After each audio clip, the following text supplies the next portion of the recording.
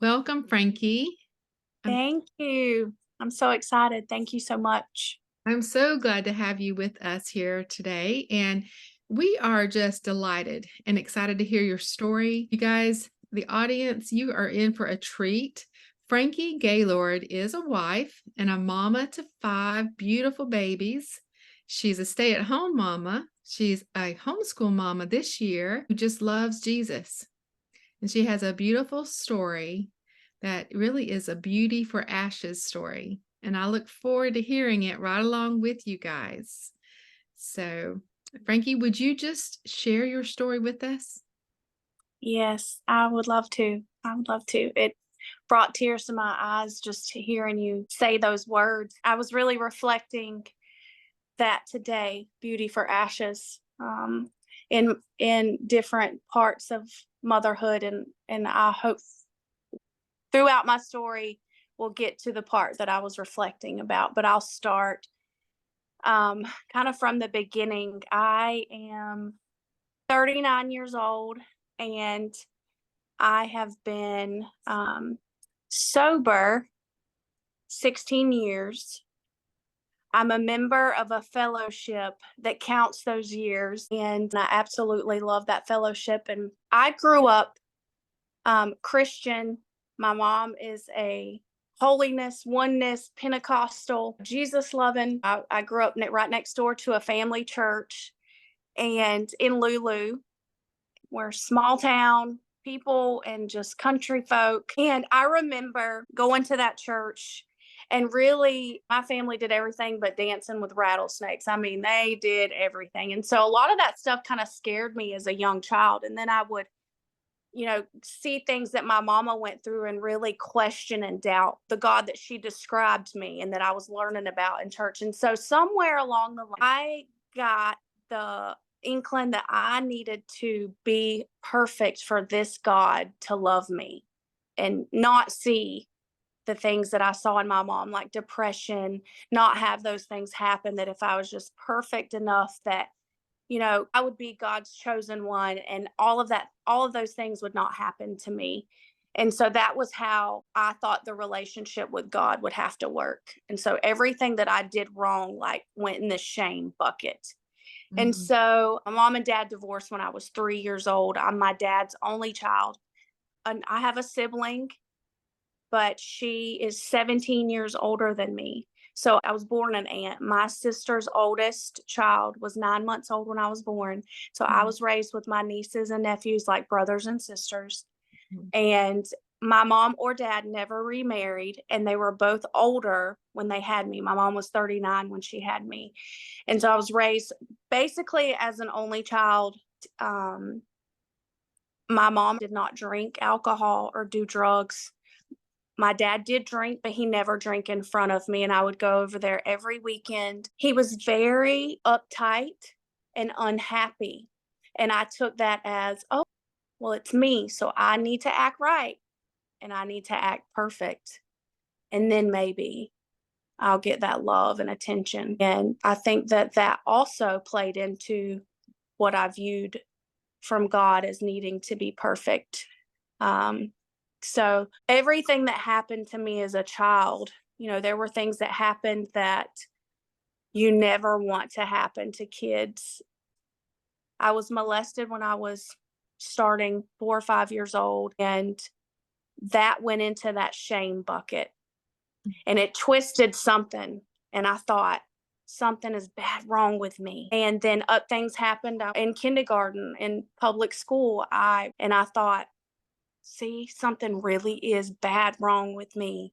And so that hit that perfection mark off and went in the shame bucket. And I tried alcohol at 13 years old, a wine cooler, and I drunk them, and I got drunk. And I remember thinking, I want to feel this way every day of my life.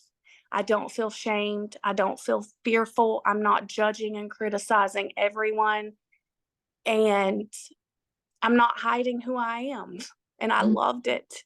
And I sought out from that day forward to feel that and keep it a secret, because I knew that it was not. good to want to be under some type of influence all the time. And so I did that with everybody I hung out with. And then it wasn't long until that crowd just wasn't enough. And then I wanted to try other substances. My mom told me, she said, your dad, I think he's an alcoholic. You might want to watch you drinking. But she would buy me alcohol as long as I drink it at home. And so at 13 and 14 years old, Wow. and that led to trying other substances. I was smoking marijuana. And then I thought, well, I've got you, Mom. I'll outsmart you. I'll Mm. smoke marijuana and not drink alcohol, and that'll do it. And that led me into a crowd where there were older boys. And I got into a relationship at 14 years old with a boy that was 17 and who had been on hard drugs for many years, like a Mhm. few years. And that relationship turned very abusive, and I was in it and in over my head. And I was still a child, but I was acting as if I was an adult and making adult decisions and allowed to make any decision I wanted to, essentially. And my mom worked evening shift for the prison. Mhm. So she was gone from 4 to 12, and Mhm. my house was open. And at this time, it was we moved from, I moved from Lulu to Baker County for 1 year where my dad lives. And Mhm. then we moved to Lake Butler when I was 15 years old. So I lived in the middle of Lake Butler. My house was the place to be because we had no adult supervision, and I was allowed to come and go as I pleased.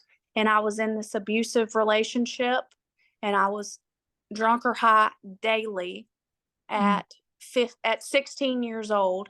And it went on like that and well until I was 17. And then finally something gave, and I had to tell my mom, and I don't remember exactly what happened because that was a bunch of abuse. I mean, heinous abuse and drugs. And I remember telling my mom what he had done to me. And I mean, it was nothing for him to like snatch glasses off my face and break them or pick me up by my throat and slam me down. And I usually kept it from her. Like, I didn't tell my family anything. But there was one instance where I couldn't, and the dam broke, and I let it all come out. And she said, "We have to go to the sheriff's office." And so we got a restraining order put on him, and I was going to change my life and quit doing drugs and alcohol because that was what caused me to go down this road. And I became a cheerleader again my junior year. I tried out for my senior year, and I was really going to change everything, the people I hung out with, everything. And I attempted and did really good for a little bit and went right back to doing all the substances. And I would be back and forth with this guy. And then after I graduated high school, and it's only by a miracle and going to Union County schools that I graduated high school because the guidance counselor really fought for me to make up those days. And so I left the boyfriend, moved out of Lake Butler, and was going to college at Santa Fe and was seeing someone that was my friend during all that stuff with relationships and with that bad relationship. I graduated in May, and I turned 18 in August, and by October I was pregnant. And I had never not done drugs and alcohol for a long period of time. And Mhm. so when I found out I was pregnant, got scared to death and really started praying because I knew I needed help to Mhm. not pick up a drug or a drink. And Mm. so I was obsessing about how I was going to change my life one day. And like, I knew I was about to have a nervous breakdown because my mind would not stop. The chatter would not stop. Mm. And I was sitting on the couch, and all of a sudden, a white light struck me, and all that chatter dispersed. And then it hit me again, and all the particles were gone, and I had no chatter. My mind was blank, and there was peace. And I sat up from the couch, and I looked behind me to see if it was like a ray of light through the window, but the window blinds were closed. And I thought, if I tell anyone about this, they're going to think that I'm insane. So I told no one. Mm. And then I had a beautiful baby girl. Her name's Chloe. She'll be Oh. 21 this July. And the man who I had my baby with, he was going to go to the military and we were going to have this happy family. And at 3 months old, I was pregnant again. Wow. And this one was going to seal the deal. Like, it was going to change my life completely. And he was going to go to the military. We're going to get married. He was going to move me away from Lake Butler. My life was just going to be this fairy tale. And he took off on drugs. I didn't know where he was. Jody was born, and Chloe was not even a year old yet. They're 17 days from being exactly a year in the same month. Wow. He wasn't at the hospital. So I have a son named Jody and a daughter named Chloe who are about to be 20 and 21. After I had my son, we lived with my mom. She helped me take care of my kids, my babies. I went to work in the restaurant business, Mhm. and I started taking pills, and I met Mr. True Love, and we became addicted to Oxycontins. Mm. And it was the first time that I could not deny that I was hooked on a substance and had to have it to survive. My mom had no idea whatsoever. Mhm. And we both worked in the restaurant business. He was a cook and I was a server. It got to a point where I was stealing my mom's retirement money while she was paying for Christmas. She had retired and got a lump sum from being in the drop program because she worked security on the compound at 60 something years old before she retired from the prison. She Wow. retired, taking care of my children, and I was robbing her blind, lying to her about everything, Mm. using her for everything. And my babies were 3 and 4. She caught me stealing. I confessed to her that I had been hooked on Oxycontin, which is a synthetic form of heroin. And at that point in time, I could do 12 Oxycontin 80s in a day. And she said, "You're going to cause me to have a nervous breakdown." And her and my dad got together and paid for me to go through a medical treatment, which basically forced me into full-blown withdrawals while I was asleep in ICU. They flew me to California to have the treatment done, paid cash for it because insurance didn't pay for it. It was like this breakthrough state-of-the-art treatment. And I was like, oh, that's it. Because I had tried going to the doctor and getting on methadone. I had tried Suboxone, and all that did, it would keep me satisfied for a minute until I got my next high. And Mm. so they flew me and my boyfriend to California and paid for me to have this procedure. And the facility told me, if you do any opiates, it will be like your body, your heart is pressing the gas and the brake at the same time, and you'll die. Your heart will shut down. And before the plane touched down in Jacksonville, they had given me Xanax for the plane ride. Before it touched down in Jacksonville, I was planning how I was going to get my next high. And so that's exactly what we did. And I could not bear the thought of my mama finding out that they had just spent all this money for me to get sober. And here Mm. I was back hooked worse than I was.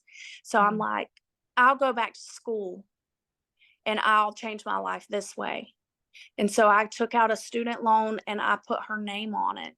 Uh, and for $17,000, I forged her name on this. And I spent that in 3.5 weeks on cocaine because I thought, well, if I do cocaine, I won't be on opiates and that will work. Mm.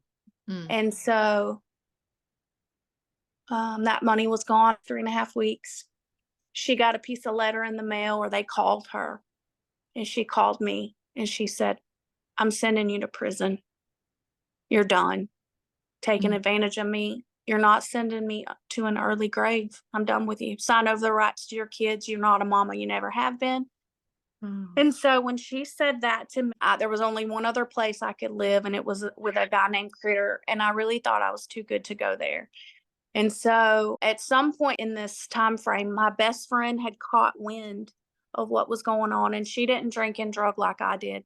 and she met me on the porch, and my dad was there, and she had heard of a place, people who were addicted to drugs and alcohol. So she said, I think you should send her to this long-term treatment facility. And my dad was crying, and he said, do you think it'll help her?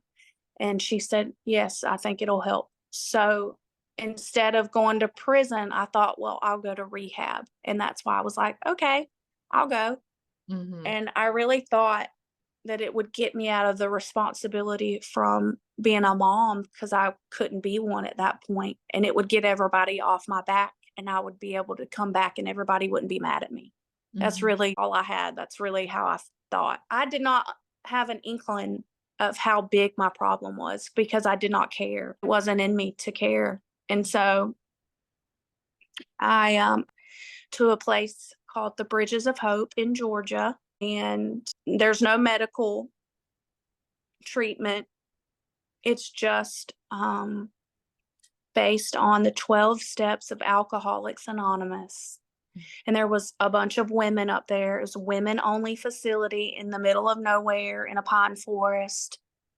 And Mm. when I got there, I seen God on the wall and thought, I was raised around this. I know all about this. So I'll be fine here. I'll school these people and then I'll just go home. And I remember looking at my dad and being like, do I really have to stay 6 months? And he was like, I was like, okay. So I signed the contract to stay 6 months, no intention of doing it. The ladies there really intimidated me, scared me, and I thought they know more about me than I even know. So I just got real quiet. And a girl pulled me to the side when I got there and said, even though you're not court mandated, you might want to think about staying here. And I'm like, okay, whatever. And I got real miserable. I'm not going to lie. I detoxed there. And even after I physically detoxed, I saw my kids after a month of being there, bawled and squalled, and I could not, for the first time, I could not hide with under the influence of anything what I had become, the mother I had become, the daughter I had become. I saw it for the first time, and I cried and felt guilty and was full of shame, and I had to sit in it because Mhm. I was somewhere else other than where I could go and run to cover it up.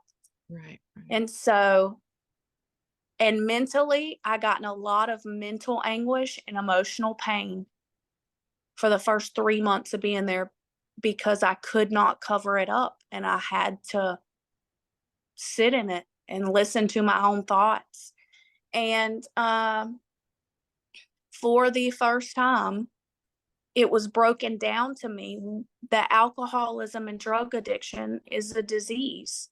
Mm. It's a three-part disease. It's a mental obsession, it's a physical phenomenon of craving and allergy, and it's a spiritual disease. It's three parts. And the physical part of it means that whenever I put something in my body that's mood or mind altering, there's not enough in this world to satisfy that itch. It's an Mhm. itch I cannot ever scratch. There's not enough dope, alcohol, cocaine. It takes over, and it's like a roaring engine that I have to have more, no Mhm. matter what my mind knows. And at first I was like, so you're telling me that I have a disease and that's why I was the worst mother. I was so full of shame about that. But y'all were telling me it's a disease, and I'm like, okay. Mhm. But then I would remember times when I really tried to be better to my full ability. I would look my mom in the face and say, I'm just going here. I'll be home at midnight. And I would go to the bar with good people. They would go home and I would be gone for days because I would find another substance and Mhm. another one. So Mhm. that craving made it click to me that I have that. Mhm. And that's what makes me a real alcoholic drug addict. Mhm. And so, and also I saw how I had these ideas and doubts of God since childhood that I thought discounted me from having a good relationship with him. I never knew that that was always tried to fix my problems in the physical realm. Like doing something physical, going to school was going to fix me. Having Mhm. babies and getting married was going to fix me. Working out. think, all that stuff was going to fix it, or reading these psychology books and listening to Dr. Phil was going to fix. Like, it was always, but never the spiritual. That was in a box, Mhm. and I couldn't get into that box and connect, because in my mind I wasn't good enough and I wasn't perfect and I couldn't get past that. Mm. And so I would listen to people who told their stories, that did that 12-step work, and they would talk about how they used to be in crack houses, and they would talk about how they did things that they never thought that they would do. And then on the flip side, now they have this life. And I thought, my God, I want that to be me. Yeah. I want my children to have a shot, because I really felt like they're doomed if I go back out and that's who they're raised by. If they see it, I didn't even see it growing up, and look where I ended up. So Mm. if they have a mama that's doing it, they're definitely going to be doomed. And I don't want that for them. And so I stayed 6 months and I left out of that facility, knowing good and well that if I drank or drugged, it would be worse off than it was before. And I really didn't. I found hope. And Mm. so I stayed in that fellowship, and I did a lot of step work and started taking other people through the step work. So slowly, and I would take my kids with me to the meetings, and I came back to that same small town. Everybody was the same, nothing changed with them. So I would take some of them to meetings with me. If they called me, then I would take them. I would tell them about it. And I really wanted everything that I knew God promised me. And I held on to the hope that it's working for other people, and they've been as far down as I have been. And I think it can work for me too. Mhm. And so that proved to be like this life raft that I could really like grab a hold to. And now it's become such a foundation. That program is not, it doesn't say nothing about Jesus Mhm. in that literature. And I'm so glad it didn't, because if it did, I would have been in the mindset of the Jesus that I thought I knew, who was not Jesus at all. And so I don't know if I would have been able to say, well, maybe it'll work for me too. And I would not have been able to get into a relate. And now I know that it was not by happenstance that I ended up where I ended up. And that was that day that I had to go there would have been like the worst day of my life. And now it's turned out to be the absolute best day. So I stayed in the step work, stayed in the program. I really started seeing the fruit of it, not only in like sponsoring other people and like staying without a drink or a drug, staying sober, but really in the way that I could talk with my children, because I could get on a level with my son whenever he started talking about stuff, really stuff that when I was a kid was real, like shameful. You put it, you good girls act like that, just all the things. Able just to get on a level and communicate with both of my children, that I just know that they could hear it and receive it, and it was helpful to them in a way that I was never communicated with that way, about the hard stuff, the behavioral stuff, the underlying stuff. Um, I wonder if, and I don't wanna interrupt your thought because this is no, such, please go ahead. but as I'm hearing it, some of the things I heard you say several times was about shame. Sounds to me like you were able to talk with your kids without shame. Yes. It's that I didn't want them to be bound by it, and if and have that like just overshadow them like Mhm. I had always felt. So Beautiful. I encouraged talking about the hard things, being like real honest about how they really felt and really thought about things is what I encouraged, because it helped me so much to be able to be that real, and not, Mhm. you have to conform and be this perfect little, because that's just not real, and it's just bondage. So, So true. It's like you and get a gift.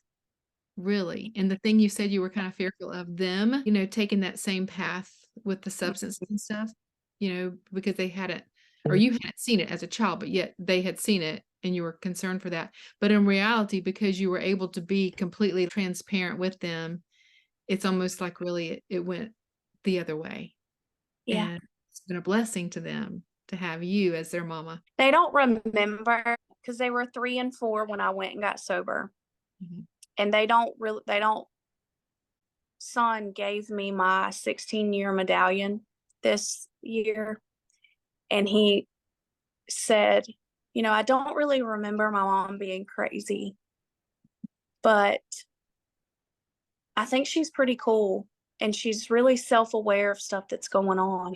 And Oh, yeah, that's all he could say. He didn't realize that he would need to speak when he volunteered to do it on a whim. But mhm. that's what he said, like just off the cuff. I got out of the Bridges of Hope in April of 2008. And it was by that summer we were going to a church we all loved. And we still go to the same church today. And my son works at the church and absolutely loves it.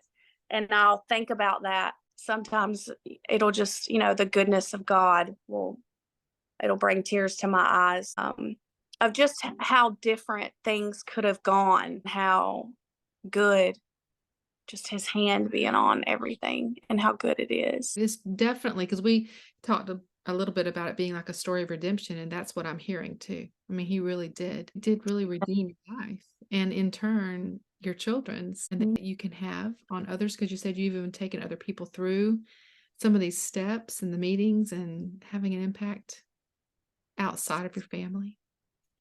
Yeah. It's really come full circle in every area. I was single for quite a few years, raising my 2 children, and it got really lonely. And I really wanted, because I came from divorce, I really wanted the family unit because I knew how powerful that was, especially for a boy, my son, to have that influence because his dad has always drank and drugged. He's never gotten sober. He doesn't know Jesus and he still lives that way. And I always spoke very honestly about the disease of alcoholism and how it manifests so they could start to connect the dots of this is what it looks like when you love God, live sober over here, and this is what this looks like.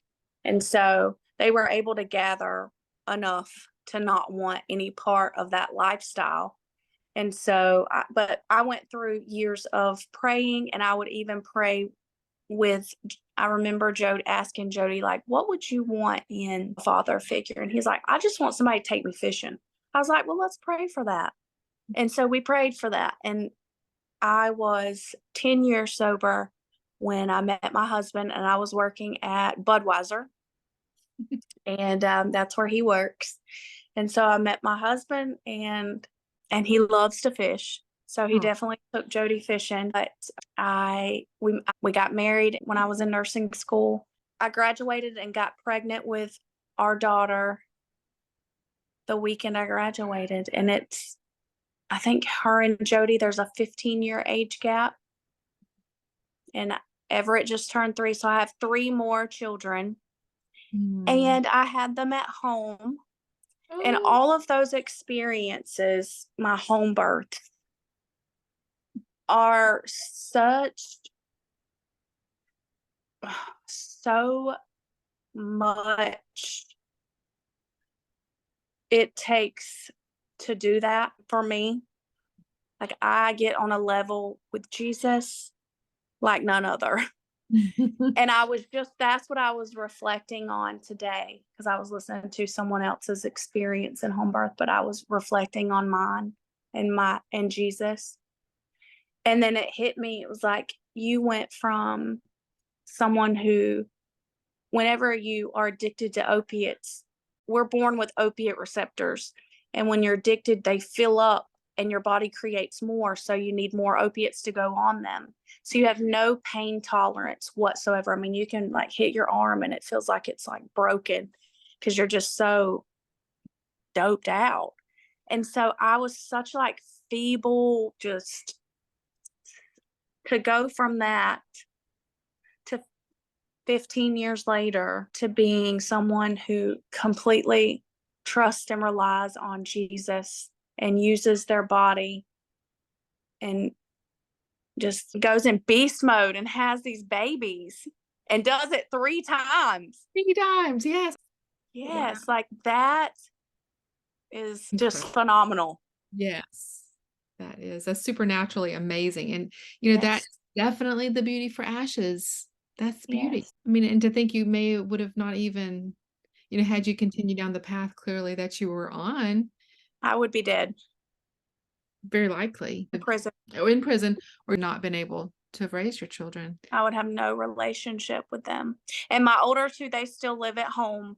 And even after having these 3, I have been brought to a level like I can see when I was raising my first 2, even though I was sober and trying to, do have a better life, I was still in survival mode. And so I was not like very connected and just to let them be kids.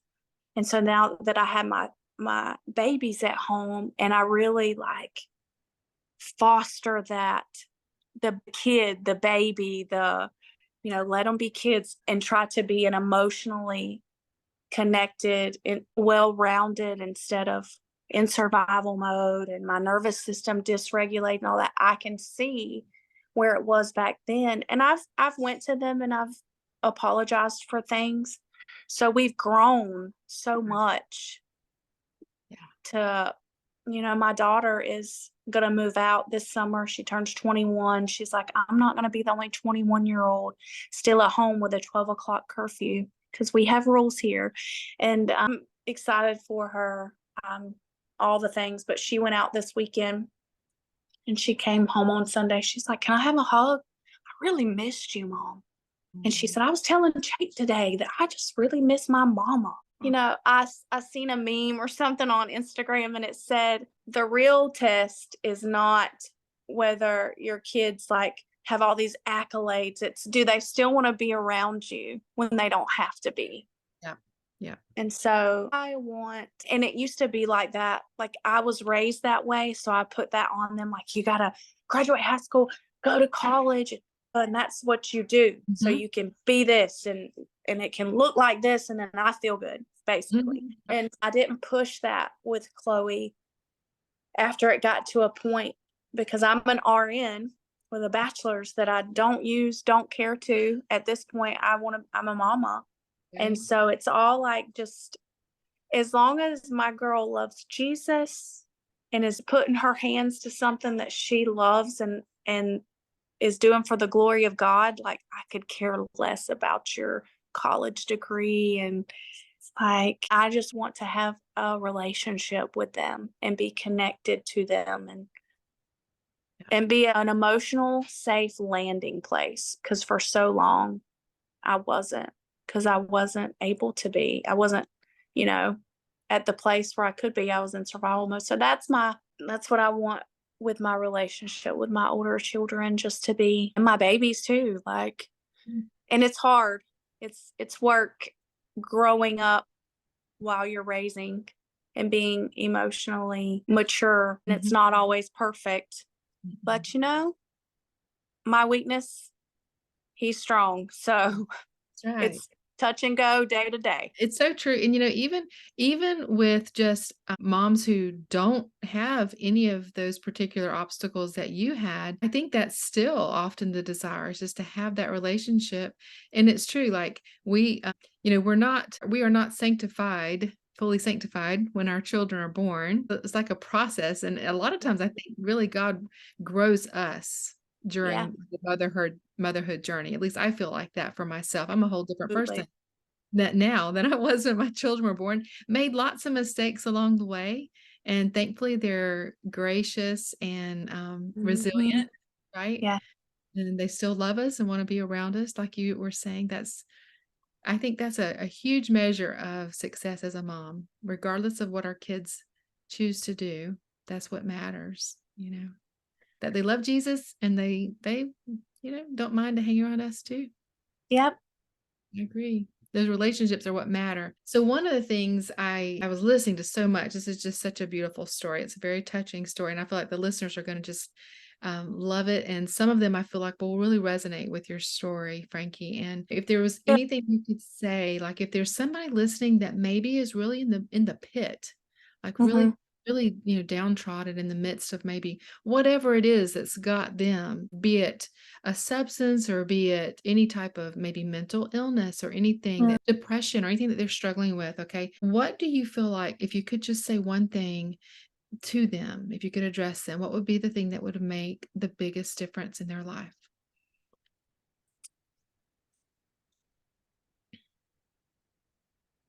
I really, my heart, my head hears me think like wanting to say it, but it's like that's already been said. But just whisper that to Jesus, whatever it is that's on your heart or the burden that you're carrying, you need and want Him. And just what I do is I visualize laying it at His feet or me kissing the feet of Jesus and just laying it all down. That's what helps me with everything. So that's what I would say, that He wants to help you with your burden, like He wants to carry it for you Yeah. because He loves us so much. But also, my mom got with the pastor before I went to treatment, and they prayed over me, and he prayed specifically that God would send me someone that I could hear. And so that's what I pray for people, because we can't hear until we can hear. Right. That's right. And sometimes the circumstances that we're in will make us be willing to listen, but it's that willingness to lay it down and just Yeah. listen, Right. So if there's something that you're wrestling with and you're in turmoil or in pain or in bondage, like, are you willing to lay it down? And if you're not, the good thing is you can ask for the willingness. Yeah. That's right. Yes. Surrendering that, whatever that struggle is, to Him. Mhm. Yeah. And you did say, I remember you told me this, that how you really believe God brought you back to Him. You think that that's part of how that happened, was when you really kind of surrendered or laid it down at His feet, that He started really doing that work in you. I think that all of it, where I needed to go, way away from everything that I had known Mm. to keep me from just running back to the same substance to cover it all up. It was all like just perfectly laid out plan so well that it couldn't have came from me, and putting me around women. Some of the women there were like 18 years old and hadn't done nothing. Some of Mm. the other women had been smoking crack to the point they were prostituting themselves out, black teeth. I mean, there was some of them were IV drug users. And when I think about it, and that's how I thought, it was always either I'm better than you or I'm worse than you. That was all I was capable of. Like, that's how I judged. Where Mhm. am I at here? I would think, and it was all in my head and it was all false. Mm. So He knew me so well that He knew exactly where I needed to be.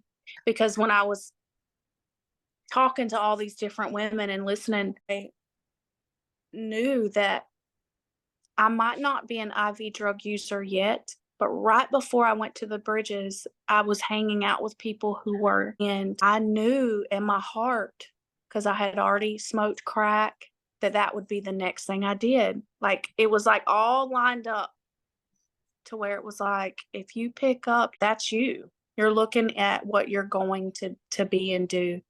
And so it was all, every experience that I had, and it was the first time that while I was there, that after being there, 4 or 5 months, and really like seeing God's grace, like I could see how He really did. He was like pulling for me. He wanted me.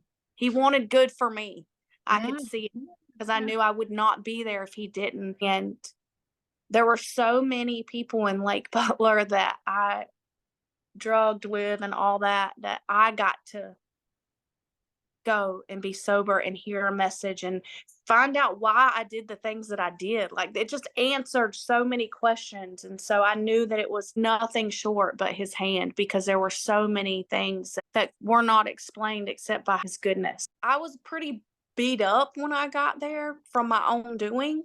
And so, but in my own mind, I would fight it until I finally just got tired of being in so much mental anguish that I became willing to listen. So pain is a great motivator, and it has always been for me.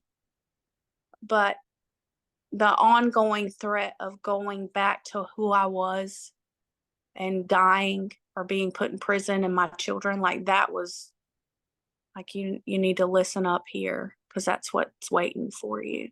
So I don't know if it's so much like this beautiful surrender, or if it's like you're gonna die, you might need to. You know what I mean?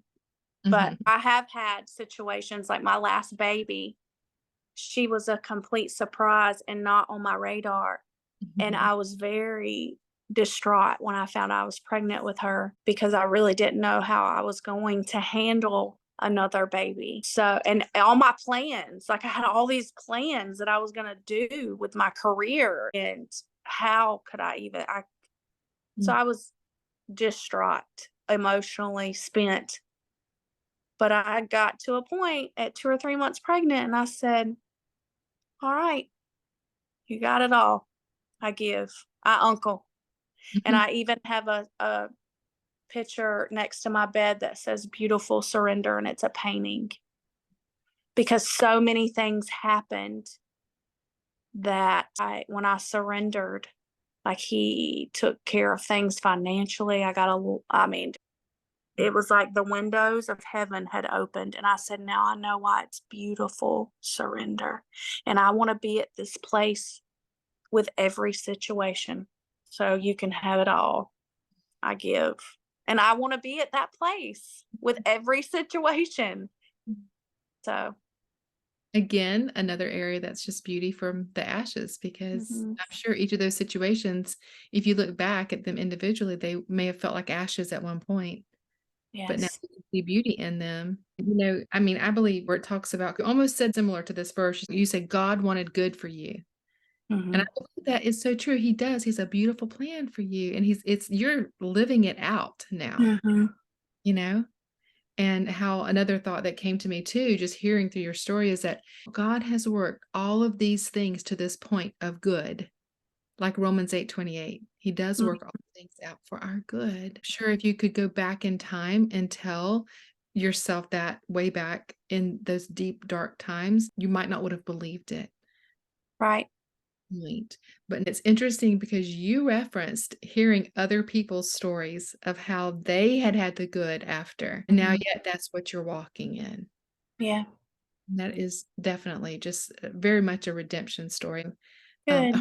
It's hard to hear the hard part of it because you don't want to think anyone has gone through some of these things, but then the way that it has turned out clearly for your good and also for God's glory, encouraging. I believe it gives a lot of hope. Good. The very thing you were clinging to, I heard you say that too. It's hope, right? Mhm. Because we're never really without hope.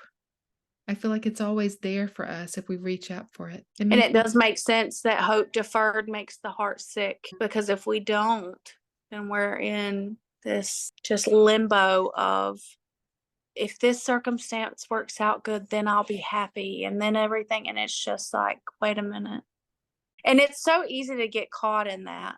But our joy really is in Jesus. And our hope really is the Lord. I mean, I know it's scripture, and it kind of, I hear myself saying it, and it's like, oh, that's just cliche, but it's just, it is. It is so true. That's right. That's right. Our hope is in him for sure. And our joy is in Jesus. Absolutely. This is so true. Very true. And I was thinking of it kind of like an allegory, and I don't know if this is exactly the way you would see it, but it sounds like, just listening into your story, that at one point it's like you were clearly addicted to substances, but now it's like you've turned all of that beautiful pursuit, you know, Hmm. towards Jesus. And Yeah. I love that. I love that so much, Frankie. And I just am thankful that you were willing to come and share this with us tonight. Well, I hope that it bless it is somebody and it hits whoever Jesus I hope just Jesus uses it, you know what I mean? Yeah, yeah, absolutely. And that's my hope too. I really enjoy sharing stories and hearing stories of people who have overcome things and just stories of hope. And so I Mhm. appreciate you being part of that very much. So thank you again for sharing. I Thank really you for having me. My yes. first experience on a podcast. Thank you so much. Right. Well, you've done great. It's been Oh, wonderful. thank you.